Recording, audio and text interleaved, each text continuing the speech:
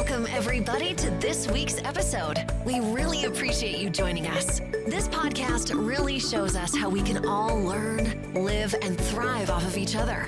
By sharing our knowledge through our conversations, we will impart some knowledge whilst learning ourselves how to progress even further. Here is your host. So guys, I want you to listen to this very carefully. Now you might be emotional towards your company, but in the end of the day, your company is a business and it's a profit-making machine and you are nothing but a cost to them.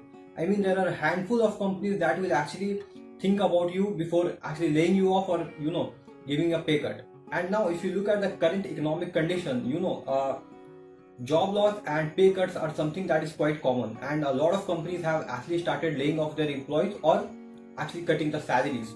And I am going to tell you 4 ways by which you can actually deal with these pay cuts. So the first thing that you would like to do is creating a budget. Now I know a lot of us are not used to budgets, but looking at this critical situation, I think a budget will help you a lot, and it will help you actually to differentiate between a necessary expense and an unnecessary expense. So first thing that you want to do is create a budget. The second thing you want to do is avoid all type of shopping. So right now, shopping online will be the most, unnecessary thing or the stupid thing that you could do. And my advice will be to uninstall all the online shopping apps that will actually drain your income.